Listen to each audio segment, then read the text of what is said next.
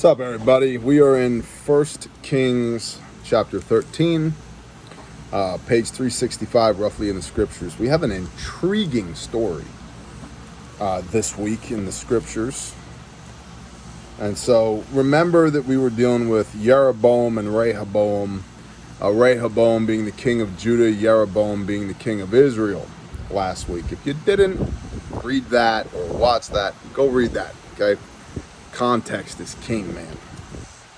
And so remember that Jeroboam in Israel, the 10 tribes who have left, we've got the house of Judah, which is Judah, Benjamin, and the Levites, most of the Levites.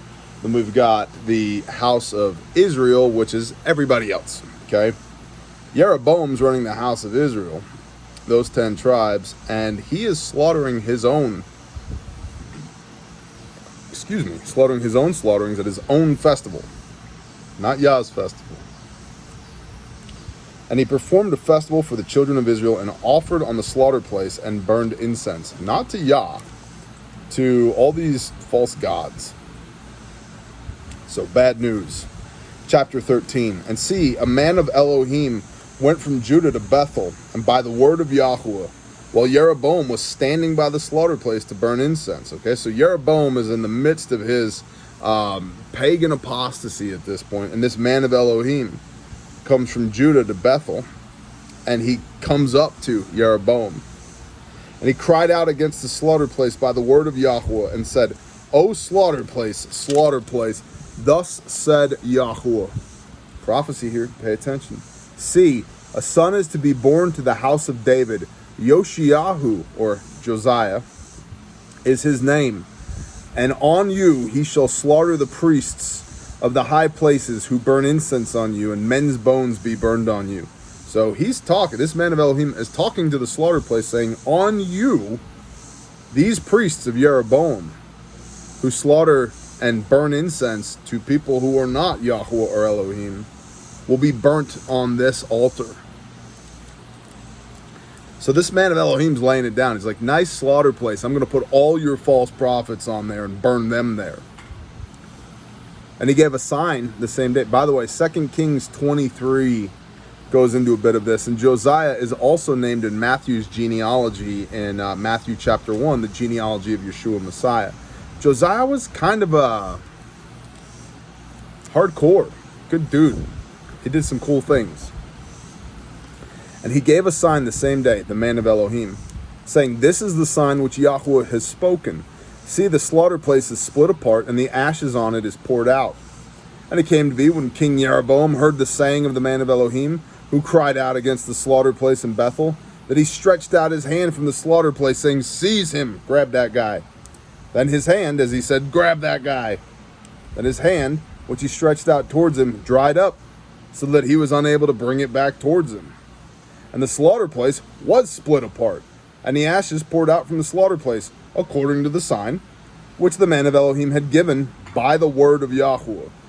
So everything he said was going to happen, happened.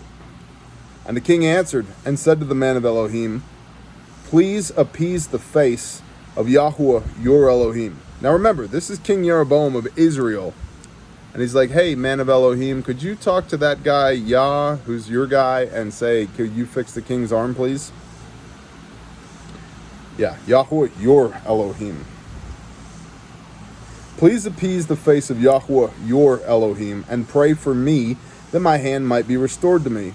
And the man of Elohim appeased the face of Yahweh, and the king's hand was restored to him, and it became as it was before. And the king said to the man of Elohim, come home with me and refresh yourself, and I give you a gift. But the man of Elohim said to the king, if you were to give me half your house, I do not go in with you, nor do I eat bread, nor do I drink water in this place. Man, you couldn't give me half of everything you own to go to dinner with you. I don't think so. And I'm not hanging out here. I'm not drinking water here. I'm not eating bread here. For so he commanded, this is the man of Elohim speaking, for so he, Yahweh, commanded me by the word of Yahweh, saying, do not eat bread, nor drink water, nor return by the same way you came. So he went out another way and did not return by the same way he came to Bethel. And a certain old prophet was dwelling in Bethel. And his sons came and told him all the works of the man the Elohim had done in Bethel, and the words which he had spoken to the king. So there's an old prophet laid up in Bethel, and his sons were like, did you hear about the man of Elohim? And the altar split in half, and the king's hand got all locked up. And then the king was like, you should come to my house for dinner. And this guy was like, screw you, I ain't going to your house. So yeah, they're out there, sharing the intel with the old man who's a prophet of Yah. And their father said to them, which way did he go? And his sons had seen which way the man of Elohim went who went from Judah. And he said to his sons, saddle the donkey for me. And they saddled the donkey for him, and he, the old prophet, and he rode on it. And he went after the man of Elohim and found him sitting under a terebinth tree. And he said to him, are you the man of Elohim who came from Judah? And he said, I am. And he said to him, come home with me and eat bread. So the old prophet invites the man of Judah to come home and eat bread. And the prophet of Elohim, the man of Elohim, said, I am not able to return with you or to go with you, nor I am to eat bread or drink water with you in this place. For the word came to me by the word of Yahweh. Do not eat bread nor drink water there, nor return by going the way you came. And he said to him, I too am a prophet like you. So now this is the old man speaking. I too am a prophet like you. And a messenger spoke to me by the word of Yahweh, saying, bring him back with you to your house, and let him eat bread and drink water. It's like, no problem, homie. I'm also a prophet. You can come hang out at my house. Yah said it was good to go. Last 5 words of verse 18. But he lied to him. So a prophet of Yah is lying to a man of Elohim. And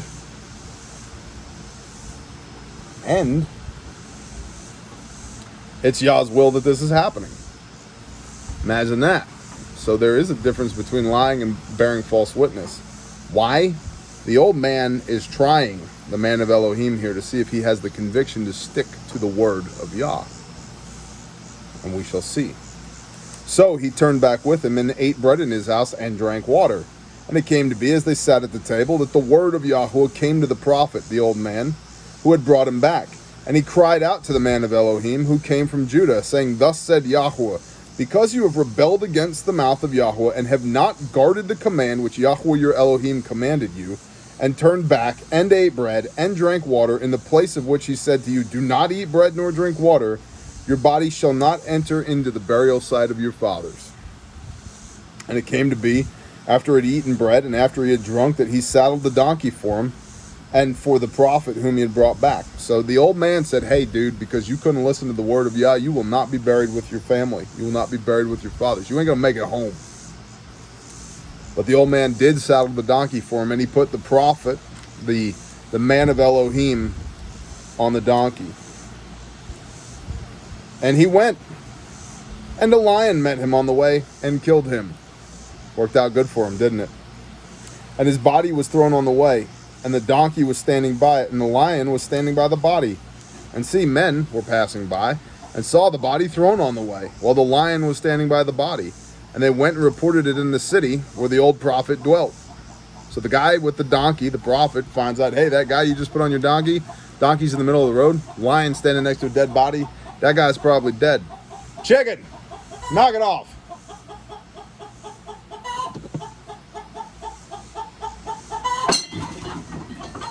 I got it.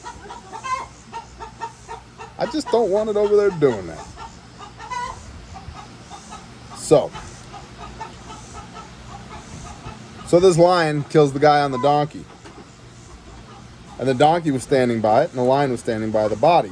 And see, men were passing by and saw the body thrown on the way, while the lion was standing on the body.